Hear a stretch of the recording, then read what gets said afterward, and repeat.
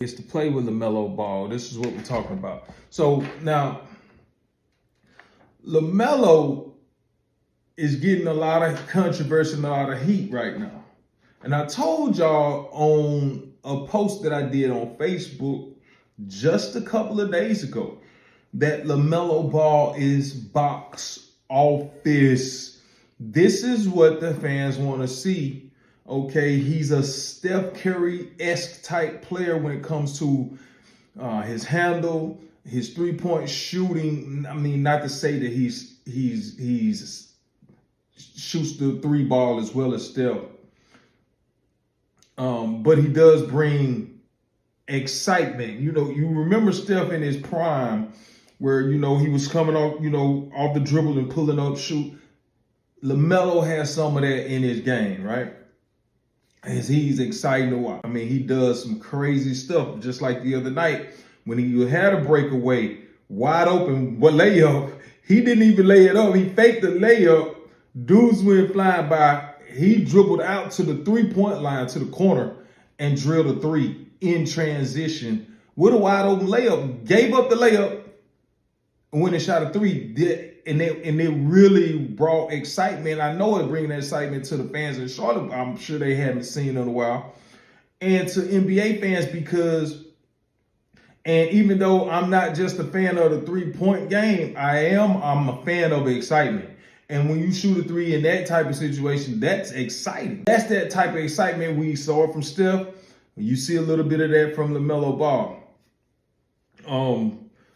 For me, as young players, right, I think LaMelo is the only young player who has the potential to be a superstar in the NBA, but the NBA has to give him that green light and let him go.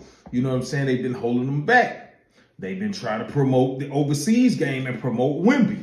Although his handle, his movement, it looks more natural than what Wemby does with the basketball.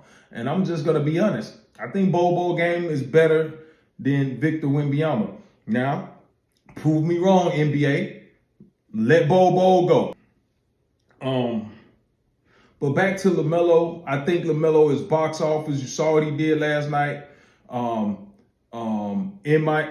Against the Heat in the play-in game. Miami is out of there. But you're talking about the play where he tripped up Bam Adebayo. Listen, bro.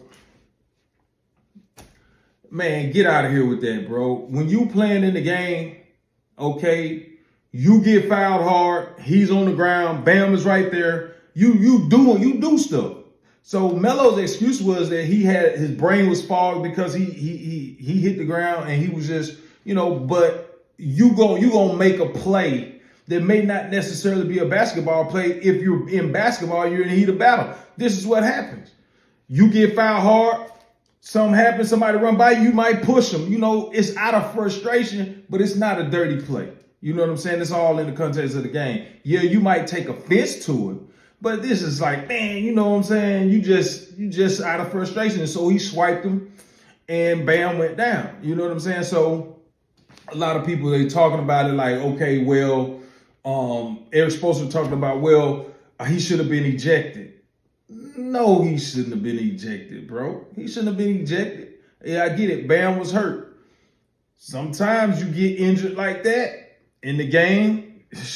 Man, pop your couple ibuprofens or whatever they do in the NBA, and you go out there because your season is on the line and you give it a go. I think you got to show that toughness in that situation. I don't know the seriousness of the injury, but for me, I don't know if it was enough to keep me out of the game. You know what I mean? For the rest of the game, if my season was on the line. And like a lot of people are saying, if Bam played the whole game, they went to overtime without their best player. If Bam had been there, they might be advancing right now. You know what I'm saying? So, I don't think he should have been ejected. Like I said, I don't think it was a dirty play. I think it was just something that happened. And like I said, for me, I'm glad that it's Charlotte instead of Miami because, like I said, I like to see LaMelo play.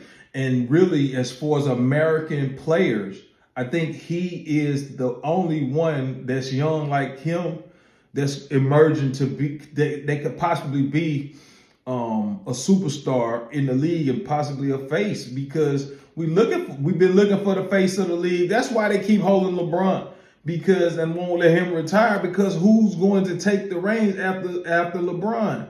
And I think they thought it was going to be Anthony Edwards one time, Ja Morant, but he couldn't stay out of trouble. But I think clearly for me right now, I think it's LaMelo Ball's, man. It's LaMelo Ball time, man, to get a shot at being the guy for the NBA, because he has the tool set, he has the excitement, and I think people want to watch LaMelo Ball play. Me personally, I want to see him go up against some of the best in the game, see how he competes. He's been an all-star early in his career. I think his trajectory is high.